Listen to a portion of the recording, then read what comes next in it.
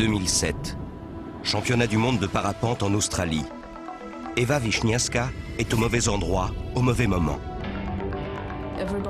On pensait être assez rapide pour distancer les nuages. La violence de l'orage surprend tout le monde. Je n'avais jamais vu un orage aussi gros. On savait qu'on jouait avec le feu. On aurait dit qu'un aspirateur géant les attirait vers le haut.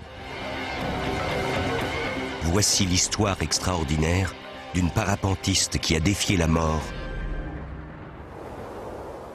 à 10 000 mètres d'altitude.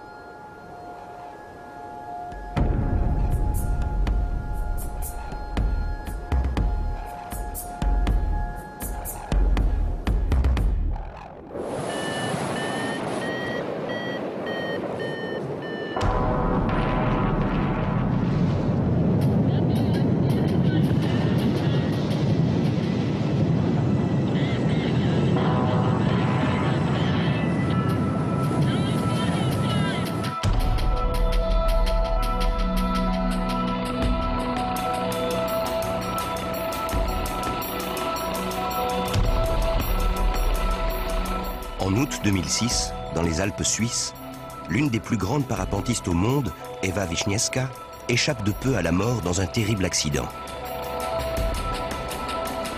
Avec le bassin fracturé, son rêve de remporter les prochains championnats du monde en Australie semble anéanti.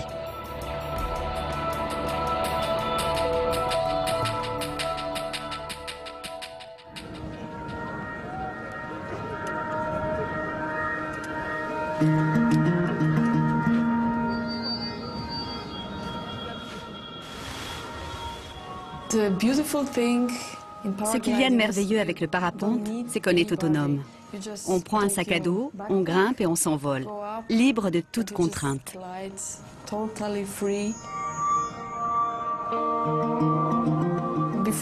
Avant de commencer à voler, j'ignorais quel métier je voulais faire. Quand j'ai découvert le parapente, ça a été comme un virus. Je l'ai attrapé et je ne pouvais plus m'en débarrasser. J'ai décidé de changer de vie. J'allais de compétition en compétition. Je dormais dans ma voiture. Toute ma vie était organisée autour du parapente. 4 ans seulement après avoir débuté dans la compétition, Ewa Wiśniewska est en tête du classement mondial féminin. Ewa Wiśniewska, première place dans la catégorie féminine. J'ai commencé par être championne d'Allemagne. Ensuite, j'ai remporté une Coupe du Monde, puis une deuxième, une troisième, une cinquième. Je me suis mise à collectionner les titres et le seul qui me manquait était celui de championne du monde. C'était mon rêve de le remporter.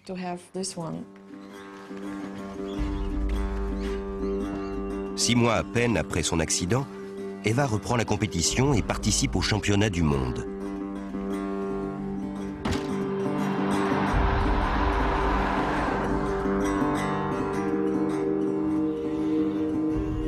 Manille, la nouvelle Mecque du parapente. 150 pilotes, issus de 34 pays, viennent s'affronter pour remporter le titre de champion du monde. Il n'y a pas de plus grande compétition dans cette discipline.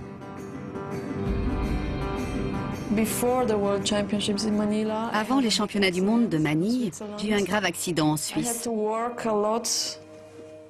Je me suis beaucoup entraînée pour retrouver mon niveau.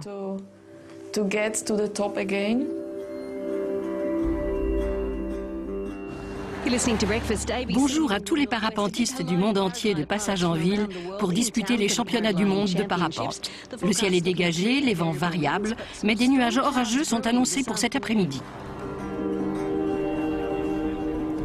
Une semaine avant les championnats du monde, Ewa et l'équipe allemande participent à une épreuve d'échauffement de cross-country appelée XC Open. Je tenais à participer à cette épreuve pour découvrir la région. C'est un excellent moyen de repérer les bons endroits, les passages difficiles et de se préparer au championnat.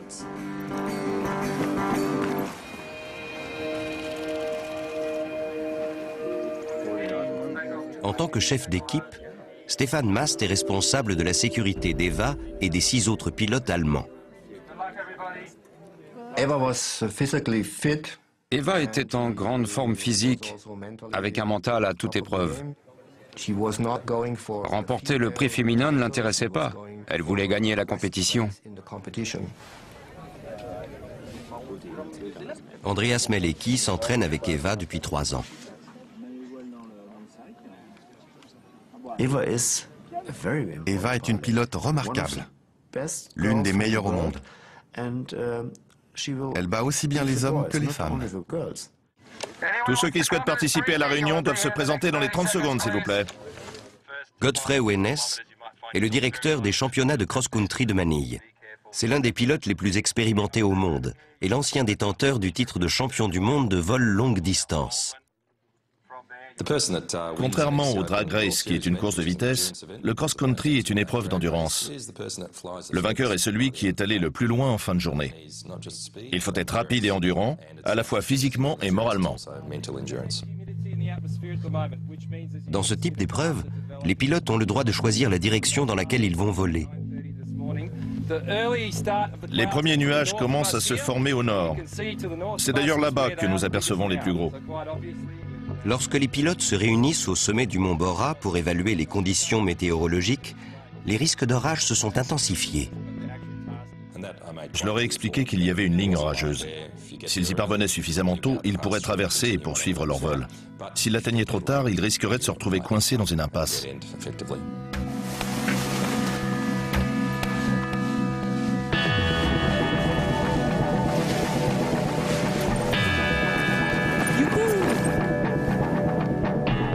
À 11h30, une partie des pilotes s'envole.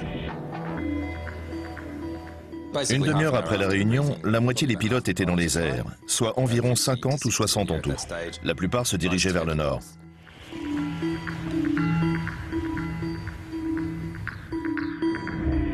Les parapentistes se servent des colonnes d'air chaud ascendant, appelées thermiques, pour gagner de l'altitude. Ils profitent de ces thermiques pour avancer et glisser de l'un à l'autre grâce au vent dominant.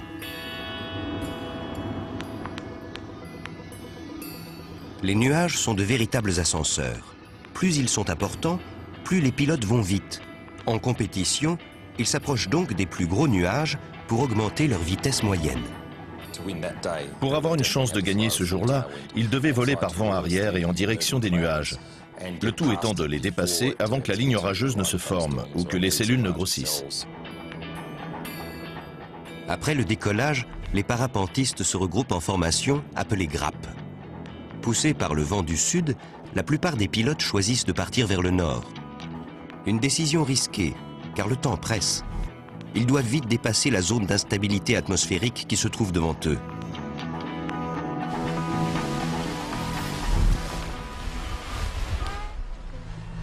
Une heure après l'ouverture de la fenêtre de vol, l'équipe allemande se prépare à décoller.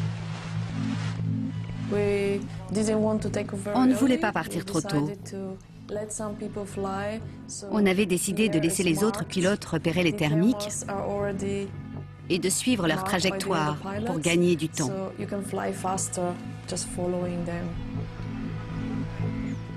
Eva effectue les vérifications d'usage avant le décollage et règle le track log de son GPS en mode enregistrement. Comme le vent venait du sud, on savait qu'on allait devoir voler vers le nord, entre les nuages. Mais ils étaient tellement loin au moment du décollage qu'ils ne nous ont pas paru dangereux.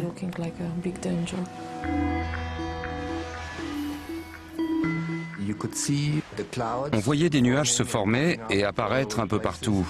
Le ciel au nord nous paraissait chargé, mais il n'y avait pas encore de nuages orageux à ce moment-là.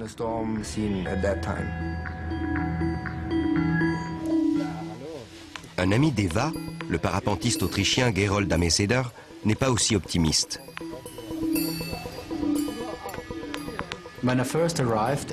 Lorsque je suis arrivé sur le mont Bora et que j'ai vu ces nuages, j'étais sûr qu'un orage se préparait. J'en étais persuadé. Mais c'est le problème avec les compétitions. On se laisse entraîner. Et du coup, j'ai quand même volé.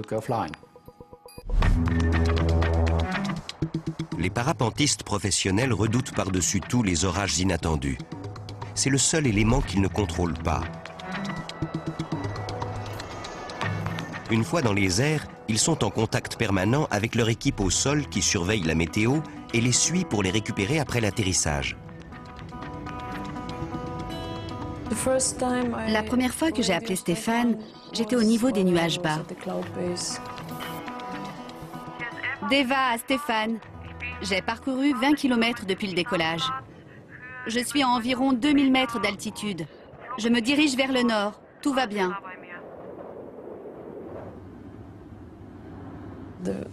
La première partie du vol était assez facile. J'ai suivi la crête nord sur une vingtaine de kilomètres environ, jusqu'à ce qu'elle s'arrête et soit remplacée par un terrain plat.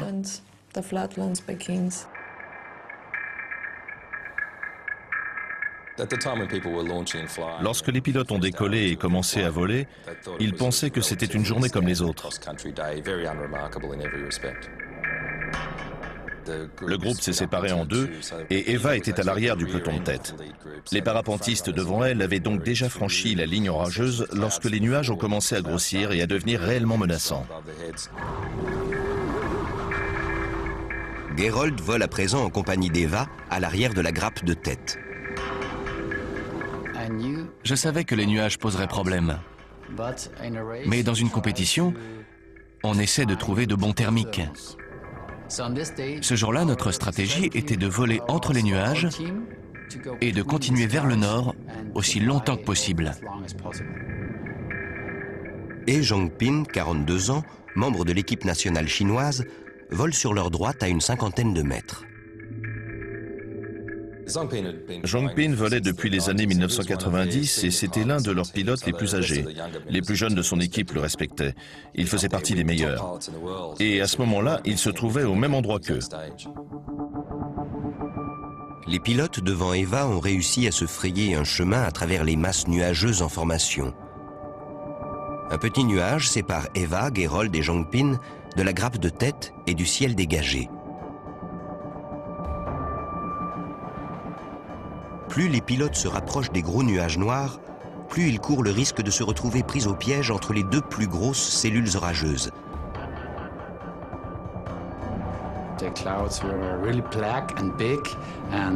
C'est à ce moment-là que j'ai commencé à m'inquiéter. Les deux nuages grossissaient à vue d'œil. Le ciel s'assombrissait. On savait qu'on jouait avec le feu, mais devant nous, le ciel était dégagé avec de légers cumulus.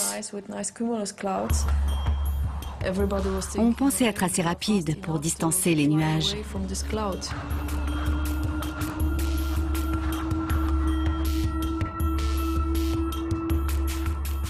Lors d'une compétition de cross-country, les pilotes sont maîtres de leurs décisions une fois en vol. Votre sécurité dépend de votre aptitude à prévoir la météo et vous pouvez parfois risquer votre vie. Pour les pilotes restés en arrière, il paraissait évident qu'une formation nuageuse dangereuse était en train de se développer. La plupart d'entre eux ont décidé de se poser.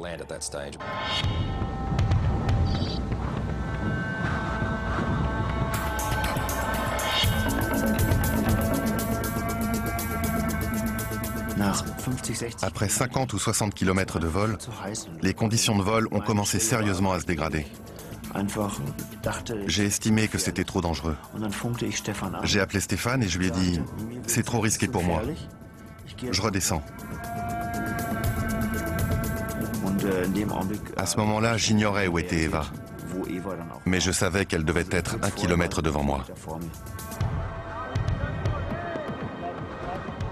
Des dizaines de pilotes font le même constat qu'Andreas et décident d'atterrir. Les cellules orageuses deviennent de plus en plus menaçantes. Les nuages prennent de l'altitude. Les orages en montagne sont beaucoup plus violents que les orages en plaine. À ce moment-là, on avait tous sous-estimé la gravité de la situation. Au-dessus de la masse nuageuse, un très gros cumulonimbus entre dans sa phase de maturité et se développe très rapidement. Il s'est mis à pleuvoir à l'une de ses extrémités. Eva aperçoit un gros nuage en face d'elle. Il y avait un nuage en face de moi. Je savais que je ne pouvais pas passer dessous au risque d'être aspirée à l'intérieur par le thermique. Elle décide de le contourner. En général, les orages se développent lentement sur les plaines autour de Manille. Mais aujourd'hui, les nuages grossissent rapidement et forment une ligne de cumulonimbus. Si ces cellules orageuses fusionnent, elles provoqueront un orage très violent. Les petits nuages en formation que les pilotes essayent de contourner sont aspirés par les plus gros nuages et se transforment en une énorme cellule orageuse de plus de 20 km de large. Eva était à l'arrière du groupe de tête. Elle a donc vu les pilotes s'éloigner d'elle et elle a essayé de les rattraper à tout prix pour ne pas se laisser distancer. Elle voyait un peu de ciel bleu en face d'elle, mais ce qu'elle ne voyait pas, c'était la hauteur des nuages ni à quel point ils étaient noirs et menaçants. De là où on était, on pouvait voir cette espèce de gros nuage dominant, mais lorsqu'on est en dessous, on ne peut pas en deviner l'ampleur. Eva n'est pas seule. Elle est en compagnie d'autres concurrents qui, comme elle, ne pensent qu'à gagner. En compétition, les pilotes repoussent les limites. Leur sécurité, leur vie deviennent secondaires. L'adrénaline et les émotions prennent le dessus et on reste concentré sur l'objectif.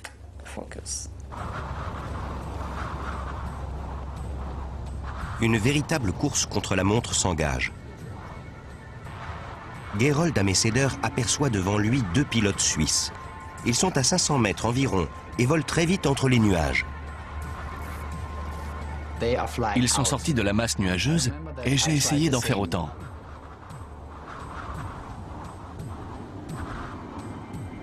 Les pilotes accélèrent et tentent de gagner l'orage de vitesse. Malheureusement, les nuages fusionnent. Il n'y a plus qu'un seul immense nuage dans le ciel. L'énorme cumulonimbus les rattrape. Impossible de lui échapper. Eva et les autres pilotes sont pris au piège. On aurait dit qu'un aspirateur géant les entraînait vers le haut. Ils ne pouvaient absolument rien faire.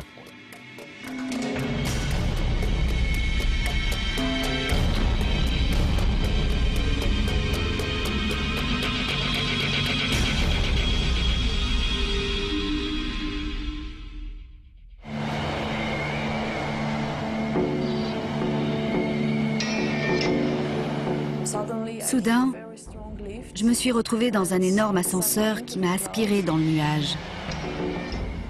Le parapente m'entraînait et montait de plus en plus haut. Mon harnais m'oppressait et je montais très vite.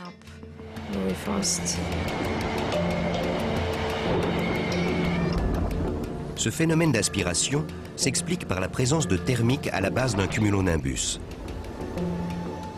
Plus le nuage est important, plus l'aspiration est forte. Les violents courants d'air verticaux au cœur de cette supercellule orageuse peuvent produire de la grêle, de la pluie, des vents extrêmement violents et des éclairs internuageux. Mon cœur battait à tout rompre parce que je savais qu'on était dans une sérieuse galère et qu'il fallait qu'on redescende aussi vite que possible. Les pilotes effectuent une manœuvre de descente en urgence appelée spirale. Cette manœuvre de descente d'urgence soumet les parapentistes à une force centrifuge considérable. On a l'impression que notre visage part en arrière, nos bras deviennent très lourds et toutes les alarmes de nos instruments se mettent à sonner. Le GPS ne fonctionne plus et l'aiguille du compas s'affole. C'est une position très difficile à maintenir, mais s'ils redressent leur parapente, les pilotes savent qu'ils seront aspirés encore plus vite. Physiquement, j'étais à bout de force. La force G était si puissante que j'ai failli perdre connaissance. Dans un plongeon en spirale, le taux de chute est d'environ 20 mètres par seconde. À l'intérieur du nuage, le taux de montée dans le courant ascendant devait être de 30 ou 40 mètres par seconde. Elle n'avait aucune chance de s'échapper. J'ai aperçu Eva à gauche de mon champ de vision. Elle est descendue en spirale pendant 1 ou 2 minutes, mais le thermique était tellement fort que c'était comme si une main l'attrapait et la tirait vers le haut. Quelques instants plus tard, le pilote chinois He Zhongpin est lui aussi aspiré à l'intérieur du nuage. L'ami d'Eva, Gerold Ameseder, continue sa descente en spirale pour tenter d'échapper au courant ascendant. Gerold ne s'en est pas rendu compte sur le moment, mais il a eu beaucoup de chance de pouvoir s'extraire des masses nuageuses. Il était tout près du courant ascendant qui emportait Eva. J'étais dans un thermique plus petit et j'ai eu la chance, car c'est vraiment une question de chance, de pouvoir redescendre.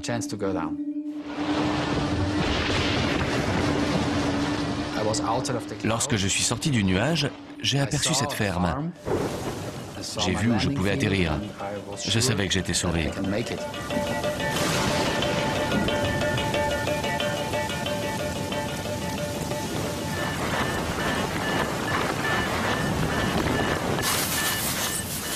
Gerold se pose près d'un vieux bâtiment de ferme où il se réfugie pour se protéger de l'orage et des éclairs.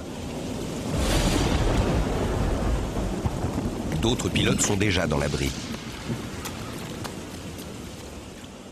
Les éclairs étaient fulgurants, le vent soufflait très fort. Et on avait peur d'être frappé par la foudre.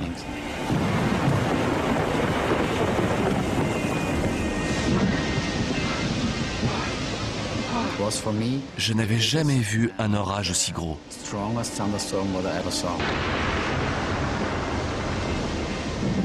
J'étais sûr qu'Eva et le pilote chinois couraient un grave danger. Il n'était pas dit qu'ils s'en sortent vivants.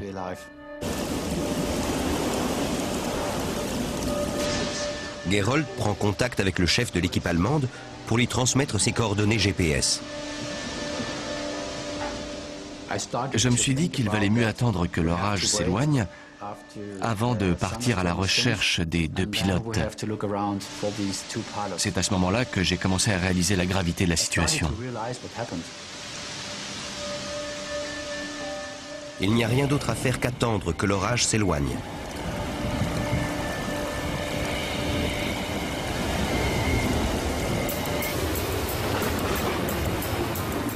J'avais très peur. C'était un peu comme si j'étais au milieu de l'océan, avec des centaines de requins autour de moi. J'étais sans défense.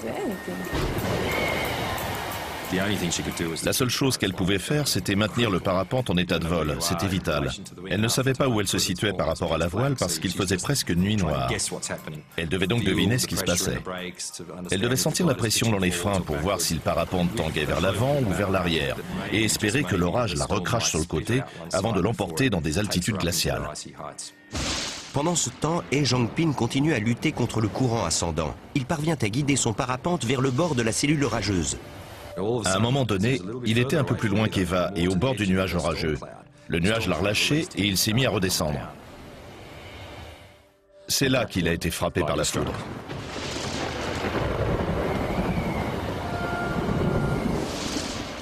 Eva entend l'éclair, mais ne se doute pas du drame vécu par son concurrent. Je me suis mise à prier. Si Dieu ou les anges existent, s'il vous plaît, aidez-moi.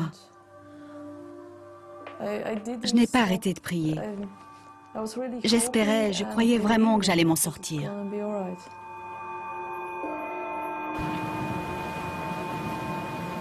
Stefan Mast ignore tout du danger que court Eva.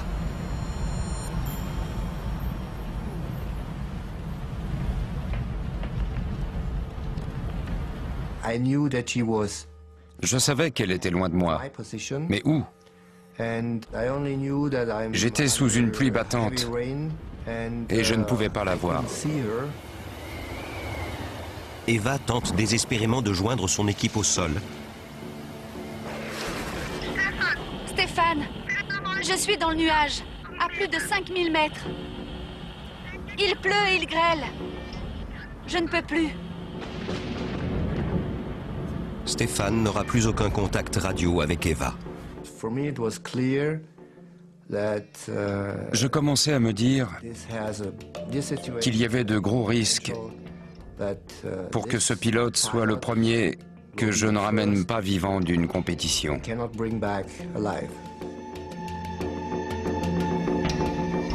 La troposphère est la couche la plus basse de l'atmosphère. Elle contient à peine assez d'oxygène pour qu'un homme survive.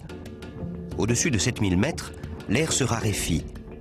Les alpinistes appellent cette altitude zone mortelle, car le corps utilise plus d'oxygène qu'il n'y en a de disponible. Aucun de ceux qui sont allés au-delà de 7000 mètres n'ont survécu. Les pilotes emportés à 6000 ou 5000 mètres d'altitude sont morts à cause des turbulences, des grêlons, du manque d'oxygène ou d'hypothermie. J'ai un écran noir devant les yeux et toute mon énergie me quitte. Incapable de lutter davantage, Eva est emportée vers la zone mortelle.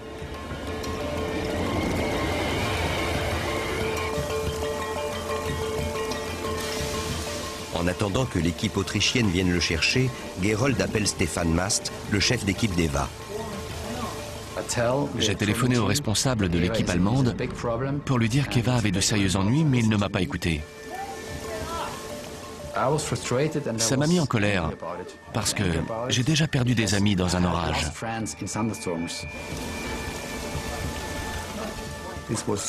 L'orage était très violent, les éclairs fusaient. De là où j'étais, je ne pouvais rien faire pour aider Eva, parce qu'il pleuvait des cordes. Stéphane reçoit un appel radio d'Andreas Malecki, qui vient d'atterrir 10 km plus loin. J'étais soulagé de savoir qu'Andreas Malecki avait atterri sain et sauf. Il m'a transmis ses coordonnées et j'étais content de pouvoir m'occuper d'un des membres de mon équipe. Même si je pensais constamment à Eva.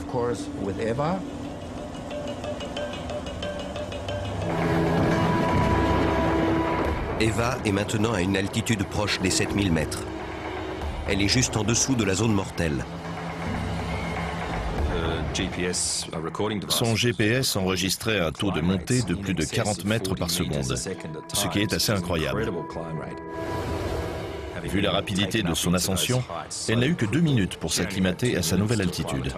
L'atmosphère s'amincissait et l'oxygène se raréfiait. Il faisait de plus en plus froid, entre moins 40 et moins 45 degrés. Elle s'est évanouie.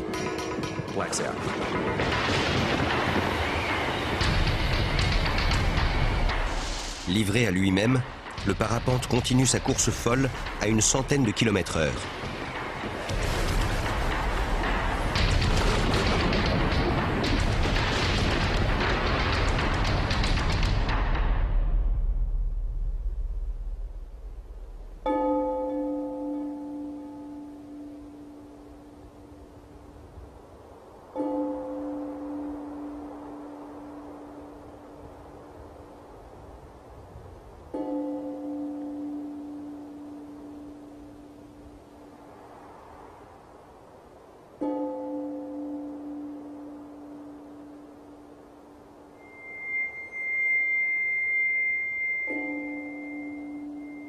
Le tracklog d'Eva indique une altitude de 9946 mètres, soit un peu plus de 1000 mètres au-dessus de l'Everest. Elle est au bord de la stratosphère.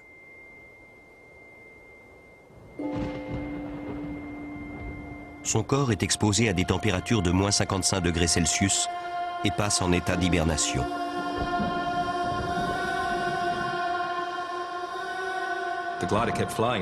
Le parapente a continué à voler.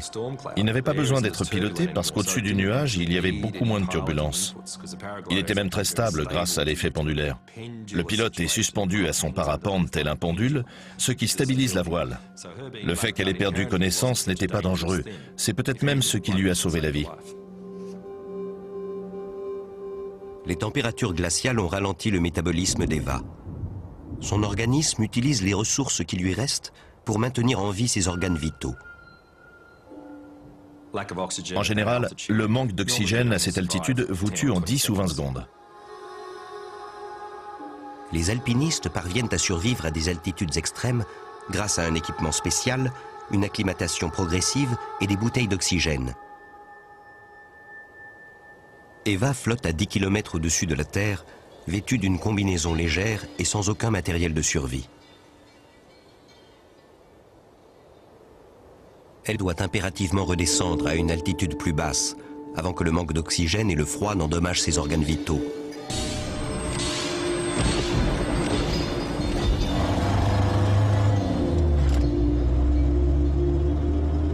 Lorsque l'orage s'éloigne enfin, Stéphane récupère son coéquipier Andreas Malecki. Il est sorti de la voiture et dès que je l'ai vu, j'ai compris que quelque chose n'allait pas. Il m'a dit « Eva est dans le nuage ». Eva manquait à l'appel. Et on pensait ne jamais la revoir.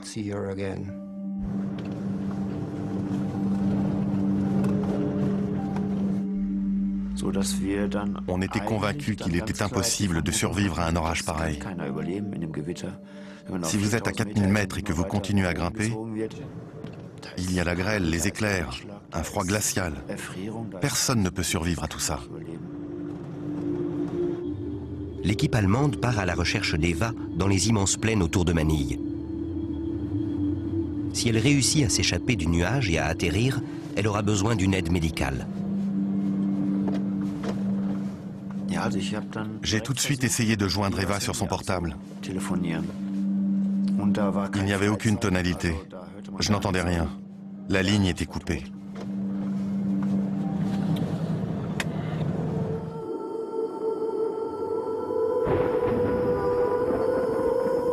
Évanouie, Eva flotte à la limite de la stratosphère depuis bientôt 45 minutes.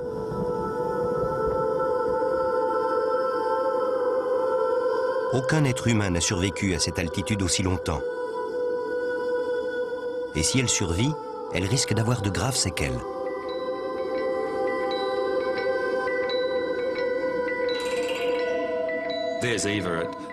Eva est dans la zone mortelle. Suspendue à 6 kg de nylon, elle flotte au-dessus du nuage orageux à plus de 30 000 pieds. Elle est évanouie et comme son corps penche sur le côté, le parapente amorce tout doucement un long virage. On en a la preuve grâce à son tracklog. Pendant environ 40-45 minutes, elle effectue un long virage à 360 degrés. À moins 55 degrés Celsius, la voile et le harnais d'Eva sont couverts de glace. Le harnais pèse très lourd. Soudain, la voile cède et se plie.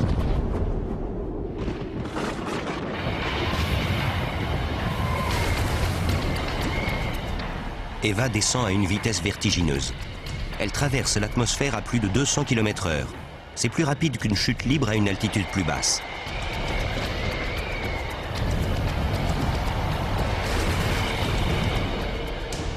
Même si les suspentes sont intactes, la situation pourrait difficilement être pire. Il lui reste peu de temps avant de toucher le sol. Mais au bout de 3000 mètres de chute, un miracle se produit.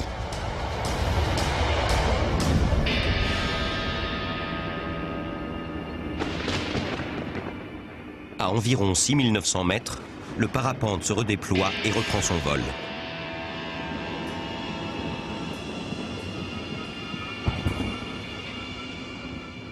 Eva reprend connaissance. L'atmosphère est plus riche en oxygène, l'air plus chaud et son corps s'est ranimé. Elle a une chance de survivre et de s'échapper de ce nuage.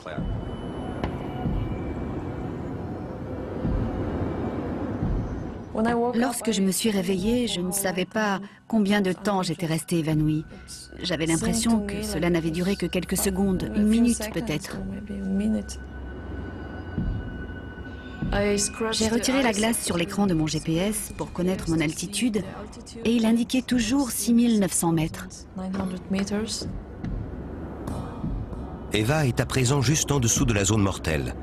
Elle est désorientée et enveloppée d'un épais nuage. Elle n'a pratiquement aucune visibilité. Sa voile est toujours couverte de glace.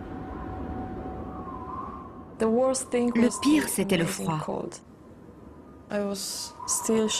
Je grelottais et j'essayais de voler droit.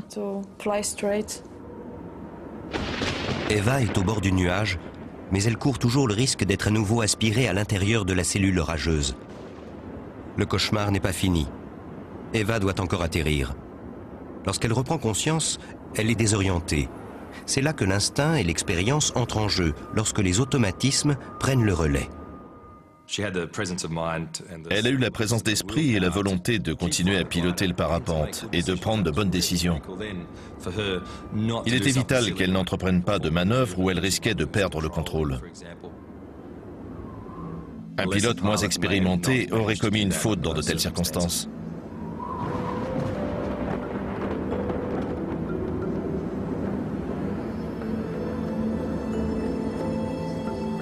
À deux doigts de mourir, Eva pense à ses parents.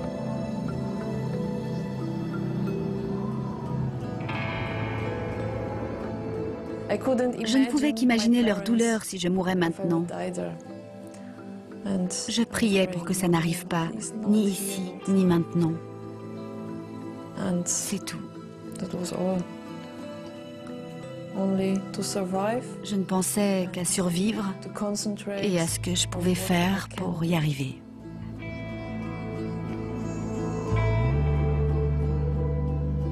Il fait un froid glacial. Eva doit atterrir le plus rapidement possible pour ne pas mourir de froid.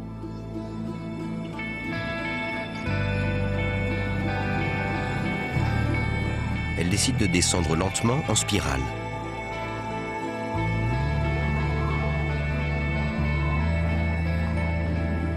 À une telle altitude, cela lui prendra du temps. Son parapente est plein d'eau et de glace.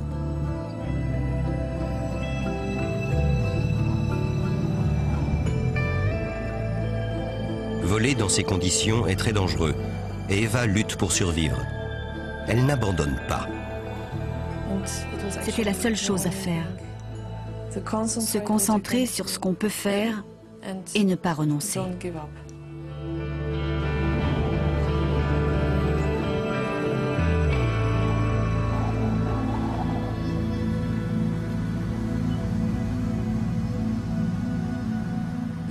Une rumeur circulait selon laquelle un pilote chinois manquait à l'appel et il était impossible de le joindre par radio.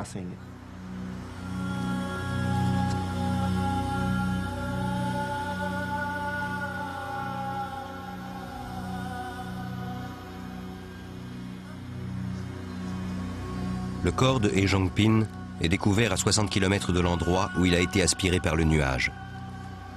Un éclair l'a tué sur le coup.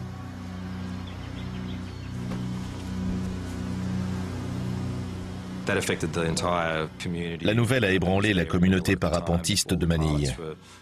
Tous les pilotes étaient sous le choc, en particulier les pilotes chinois qui ne s'attendaient pas à ce que cela arrive à l'un de leurs pilotes les plus expérimentés.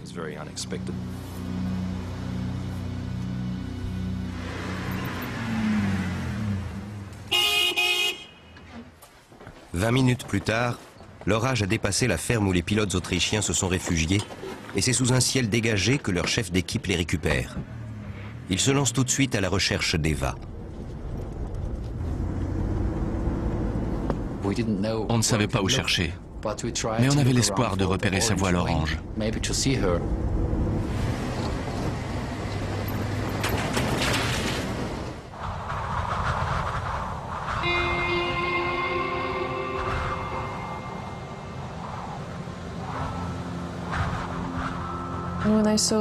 Quand j'ai aperçu la Terre, c'était magique. Comme si je venais du cosmos et que je rentrais sur Terre.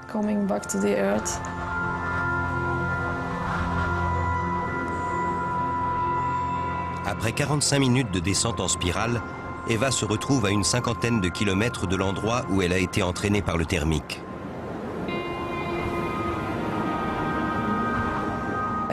J'ai aperçu une petite ferme. Je me suis mise contre le vent et j'ai atterri.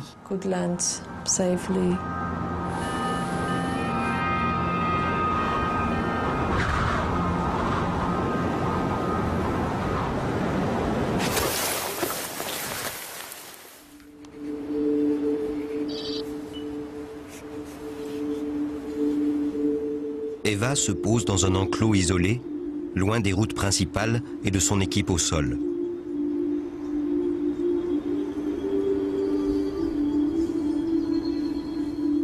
Je me fichais du temps que cela me prendrait pour rentrer à la maison ou si quelqu'un allait me retrouver. Je savais que j'avais survécu et c'était l'essentiel. J'avais tellement froid que j'essayais de penser à ce que je pouvais faire pour me réchauffer.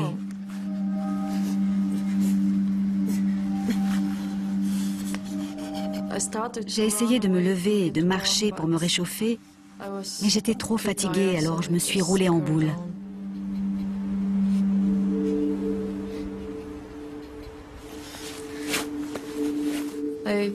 J'ai encore essayé de me servir de ma radio. Comme il faisait plus chaud, j'espérais qu'elle remarcherait. Elle ne fonctionnait pas.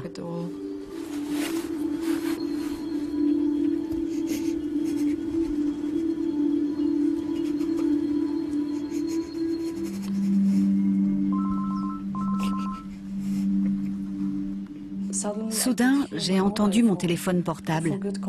Je l'avais complètement oublié.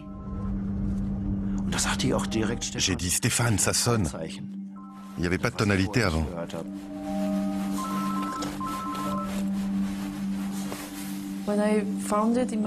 Lorsque j'ai décroché, j'ai entendu Andreas Malecki. Mais on a été coupé.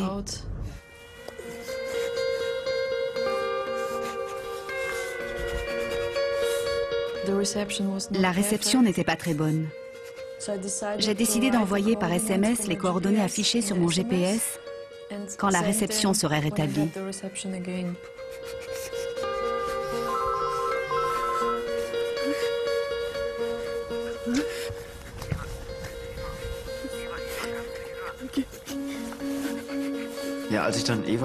Quand j'ai entendu la voix d'Eva, ses premiers mots, j'en ai eu la chair de poule. Et ça me fait encore cet effet quand j'en reparle comme maintenant. Elle a dit « J'ai froid, dépêchez-vous ». Je lui ai répondu « Eva, on a besoin de tes coordonnées ». J'étais tellement contente d'être en contact avec mon équipe et de pouvoir leur transmettre ma position. Je savais qu'ils venaient me chercher.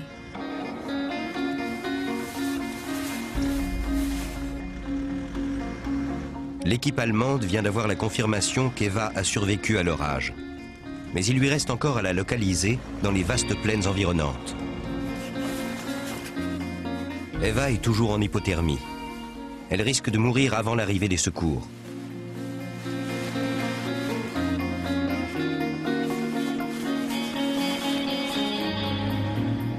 Soudain, les Allemands réalisent que Gerold et l'équipe autrichienne ne sont qu'à une vingtaine de kilomètres d'Eva. Lorsque j'ai appris qu'Eva avait survécu, je savais qu'il fallait la récupérer au plus vite. Je me disais qu'il y avait très peu de chances qu'elle survive.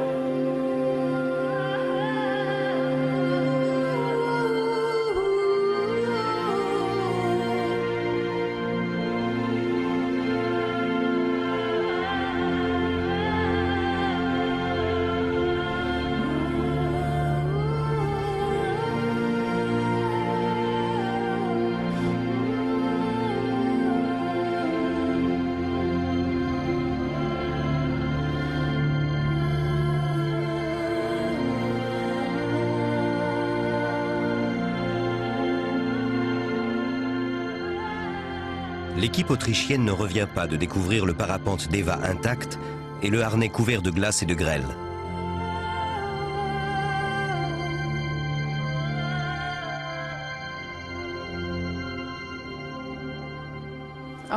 Quelques minutes plus tard, Stéphane est arrivé avec les autres pilotes de l'équipe. Ils étaient tous heureux de me voir en vie et ils m'ont aidé à monter dans la voiture. Gerold et les autres pilotes autrichiens se sont occupés de récupérer mon matériel.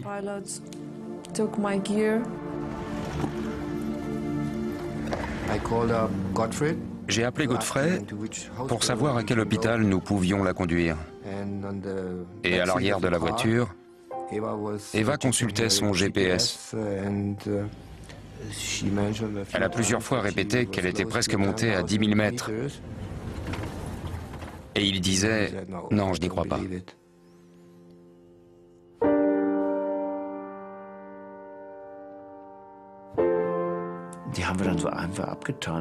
On n'y croyait pas.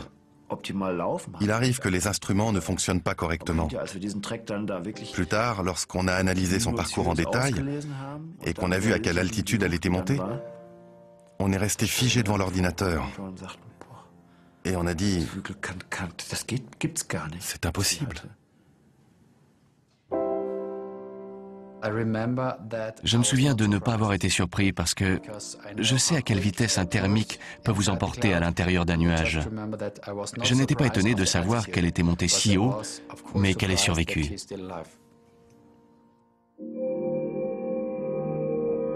Eva quitte l'hôpital peu de temps après y avoir été admise. Mis à part quelques engelures sur les oreilles et les jambes, elle n'a aucune autre blessure apparente.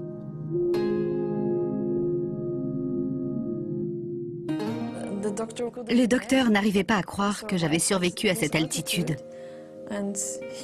Il a mesuré mon taux d'oxygène dans le sang et m'a dit que tout était normal.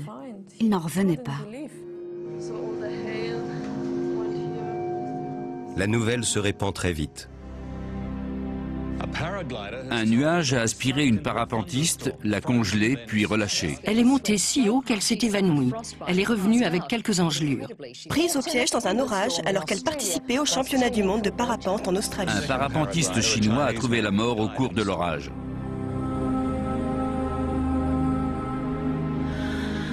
La mort tragique du pilote He Jiankping atténue l'euphorie entourant la survie d'Eva et endeuille les championnats.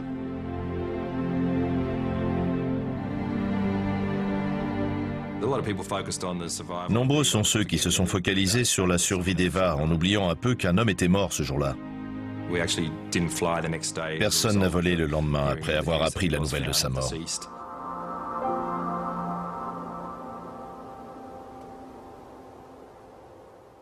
Lorsque Jiankping a été foudroyé, le tracklog de son GPS a cessé de fonctionner. D'après la position indiquée sur l'écran, il ne se trouvait pas très loin d'Eva au moment où il a été touché par l'éclair. La distance entre Eva et le pilote chinois n'était que de 500 ou 600 mètres.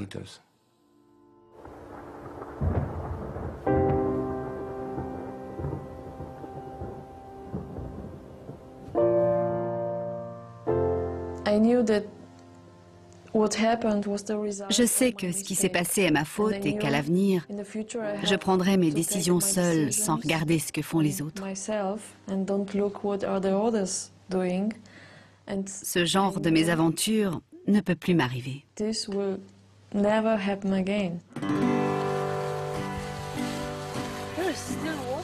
Il y a encore de l'eau à l'intérieur. C'est tout simplement extraordinaire qu'Eva ait pu survivre à une telle altitude, mais ce que je trouve encore plus intéressant, c'est qu'elle ait réussi à piloter son parapente et à atterrir. La voile était très lourde. Je ne sais pas comment elle a fait.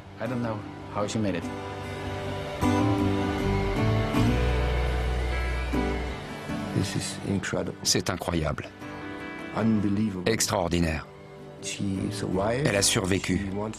Elle voulait vivre et continuer à aller de l'avant. Ça n'arrivera plus.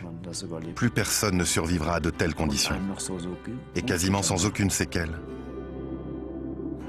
C'était un miracle.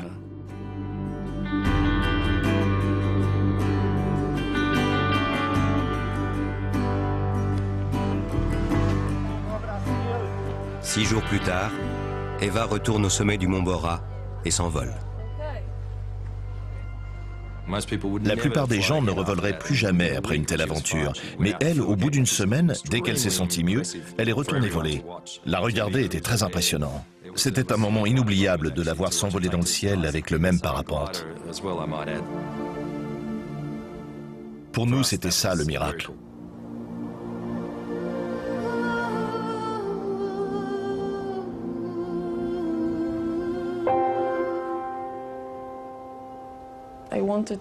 Je voulais être seule dans le ciel pour être tranquille. Je voulais penser au pilote chinois. Je ne comprenais pas pourquoi j'avais survécu et pas lui.